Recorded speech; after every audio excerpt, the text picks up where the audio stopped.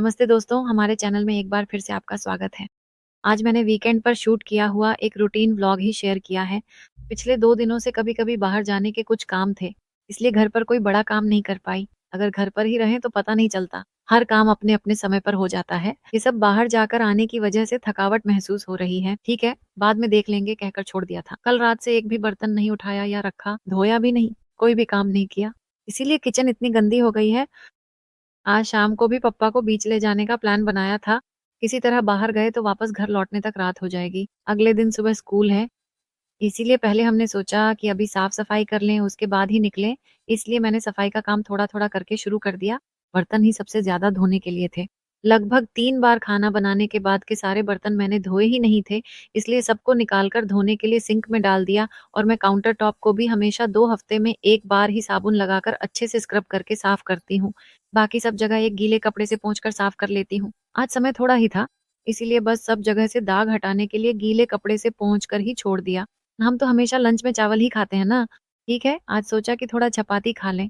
इसलिए चपाती के साथ दोपहर के खाने में चिकन करी भी बनाई थी। हमने भी जब खाना खा लिया, तभी से इस छोटी बच्ची को सुलाने की कोशिश की, लेकिन आज वो बिल्कुल भी सोने को तैयार नहीं है। वो कुछ न कुछ उठाकर खेलती रही और ऐसे ही बातें करती हुई इधर-उधर घूमती रही। जब उसे नींद आई, तभी हमने उसे सोने दिया। ये हाल ही में खरीदी गई एक्टिविटी बुक है। अब वह इसमें रंग भरने वाली है, ऐसा कहकर देख रही थी, तो मैंने सोचा कि इसी बीच में हॉल की सफाई कर लूँ और उस काम को शुरू कर दिया। जब मैं यहाँ सफाई कर रही थी तब मेरे पति का ऑफिस का काम भी खत्म हो गया था और वे हमारी कार की सफाई कर रहे थे। अंदर पूरी तरह से धूल जमी हुई थी, इसलिए आज मैंने सोचा कि वैक्यूम क्लीनर से सब कुछ साफ कर दूं, तो वे उसी काम में लगे हुए थे। हर किसी के लिए अलग-अलग सफाई का काम था। हॉल में रखी सारी चीजें निकाल कर एक बार दीवान सेट को भी अच्छी तरह से झाड़ पोंछ कर चादर वगैरह को अच्छे से बिछा दिया और उसके बाद सब कुछ पूरी तरह से सजा दिया। मुझे हमेशा सिर्फ इस किचन को साफ करने में ही बहुत ज्यादा समय लग जाता है। कैसे भी देखो कम से कम 45 मिनट तो लग ही जाते हैं। बाकी के कमरे साफ करना तो झटपट हो जाता है। हॉल में आकर दीवान सेट पर ही कुछ गैर जरूरी चीजें या बच्चे के खिलौने वगैरह रखे रहते हैं। उन्हें हटा देने से ही हॉल साफ सुथरा हो जाता है। बाकी वहाँ कोई एक्स्ट्रा शेल्फ वगैरह कुछ भी नहीं है। इसके बाद बेडरूम की सफाई करनी है। आज बेडशीट बदलने का दिन नहीं है, इसलिए बस बेडशीट, कंफर्टर वगैरह सब कुछ अच्छे से मोड़ कर रख दिया और उस कमरे को एक बार झाड़ू लगा दी। आखिर में सफाई इस ऑफिस रूम में ही है। कंप्यूटर टेबल पर कैसे चींटियां आ गईं पता नहीं। बहुत सारी चींटियां दौड़ रही थीं। थोड़ा-सा चींटी वाला चॉक पीस वगैरह डाल दिया और उसके बाद ऑफिस चेयर पर तौलिया वगैरह भी था। सारी चीजें उठाकर अच्छे से रख दी और उस कमरे को पूरी तरह से झाड़ू लगाकर खत्म कर दिया। आज सिर्फ पोछा नहीं लगाया। आज बाहर भी निकलना था, इसलिए समय हो गया था तो जल्दी से सारे काम खत्म करके मैं भी फ्रेश होकर आ गई। आज मैंने बाल भी धोए थे। अब बाल पूरी तरह से अच्छे से सूख गए हैं। सबसे पहले आज हमें बीच जाना है। उसके बाद हम शॉपिंग के लिए जाने वाले हैं। जब मैं जाऊँगी तब थोड़ी ज़्यादा धूप होगी, इसलिए निकलने से पहले सनस्क्रीन लगाकर जाऊँगी। आज बीच के लिए घर पर ही थोड़े स्नैक्स बना लिए थे। ठीक है, बाहर से खरीदने की ज़रूरत नहीं है। हम पापा को भी साथ लेकर जा रहे हैं ना, घर पर ही तैयार कर लें सोचकर उनके लिए पहले से ही कुछ मूँगफली भिगो कर रखी थी। उसे उबाल कर तैयार कर लिया है। साथ में थोड़ा तरबूज भी काट कर रखा है। हमारे घर से बीच तक जाने में सिर्फ 20 मिनट ही लगते हैं। बहुत ही पास में है, लेकिन पिछले 1 महीने में हम बीच पर गए ही नहीं। इस बीच पर वीकेंड्स में ही ज़्यादा भीड़ होती है। इसी तरह अगर सुबह आएँ तो मछली वगैरह ताज़ा मिलती है। वीकडेज़ में आएँ तो उतनी भीड़ नहीं रहती। इसलिए ज़्यादातर अगर यहाँ आना हो तो हम वीकेंड पर ही आने का प्लान बनाते हैं। पापा को बीच पे जाना बहुत पसंद है, लेकिन उस पानी को देखकर उन्हें बहुत डर लगता है। दूर से देखकर ही ठीक है, वो उसके पास जाकर पैर भी नहीं रखेंगे। हम आज घर से निकलते समय उसके सारे बीच टॉयज़ भी साथ में लेकर आए थे। इसलिए वह उस रेत पर बैठकर उन खिलौनों से धीरे-धीरे रेत उठाकर खेलने लगी।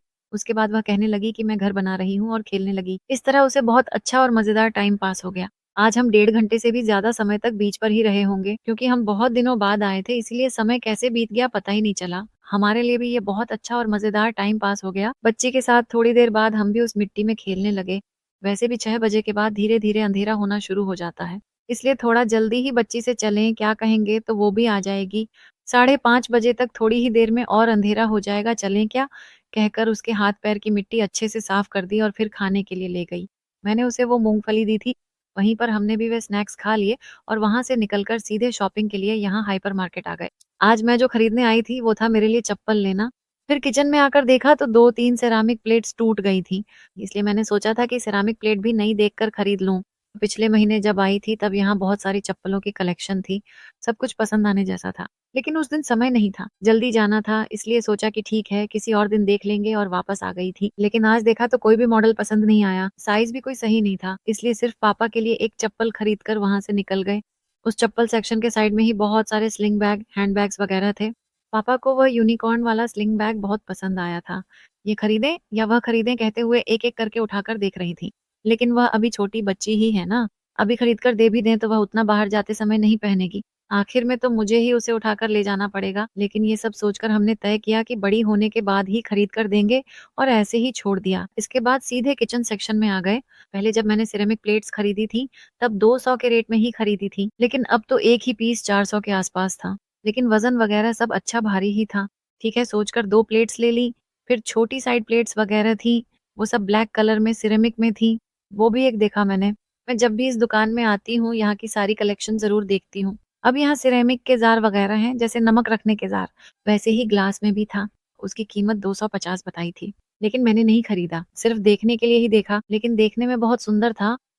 फिर ये किचन शेल्फ लाइनर, आप में से कई लोगों ने मुझसे पूछा था। मैंने किचन में काउंटर टॉप के नीचे जो शेल्फ है, उसमें लगाया है। यही सब मैंने यहाँ से खरीदा था। एक शीट की कीमत 150 थी। मैंने पहले जो वही बेबी पिंक रंग की शीट खरीदी थी, वही अभी उपलब्ध थी। इसलिए किचन में नीचे की शेल्फ के लिए ज़रूरत पड़ी तो उसी रोल की एक और शीट एक्स्ट्रा ले ली। यहाँ पूजा रूम के लिए इस्तेमाल होने वाली चीज़ें भी बहुत थीं। मैंने सिर्फ 1-2 कलेक्शन ही देखे। ये देखिए ये सांब्रानी और धूप रखने के लिए है। ये अंदर रखने के लिए जैसा है, ये काफ़ी भारी है। इसकी कीमत 1500 रुपए है। रेट देखने से पहले ही मुझे ये पसंद आ गया था। ये सुंदर है। मैंने सोचा कि क्या हम इसे खरीद लें? लेकिन रेट देखने के बाद वैसे ही छोड़कर आ गई। लेकिन ऐसे पीतल के सामान देखने के लिए ही सही, अगर रख भी लें तो बहुत सुंदर ही लगेंगे। पहले ऐसे लकड़ी के करछुल यहाँ नहीं मिलते थे। इस दुकान में सिर्फ सपाट करछुल ही मिलते थे। लेकिन अब तो कई नए-नए मॉडल आ गए हैं जो मैंने ऑनलाइन ऑर्डर करके खरीदे थे, वे सब अब इसी दुकान में भी मिलने लगे हैं। सभी की कीमतें भी अब 150 से शुरू हो गई हैं। आज मैंने ये करछुल वगैरह में से कुछ भी नहीं खरीदा, क्योंकि घर में पहले से ही सब कुछ है, मुझे सिर्फ एक ग्रेटर की ज़रूरत थी। मेरे पास जो पहले से है वो बहुत जंग लग गया है, इसलिए मैंने ये स्टेनलेस स्टील ग्रेटर खरीदा। मैंने दुकान के सारे सेक्शन देख लिए। हमने जो भी खरीदने का सोचा था वो सब भी खरीद लिया। आखिर में जब हम निकल रहे थे, तब बर्तन धोकर रखने के लिए इस तरह की ट्रे भी अब मिलती है। लेकिन इसकी कीमत 400 रुपए है, थोड़ी ज़्यादा ही है। बस उसे देखकर वैसे ही पापा के लिए एक खिलौना खरीद दिया और फिर रात को घर लौट आए। उस दिन भी इसी तरह ही बीता। मुझे लगता है कि आपको ये व्लॉग पसंद आया होगा। अगर आपको ये वीडियो पसंद आया तो कृपया इसे लाइक करें और अगर आप पहली बार हमारा चैनल देख रहे हैं तो कृपया सब्सक्राइब करें। अगले दिलचस्प व्लॉग में फिर मिलते हैं। अलविदा।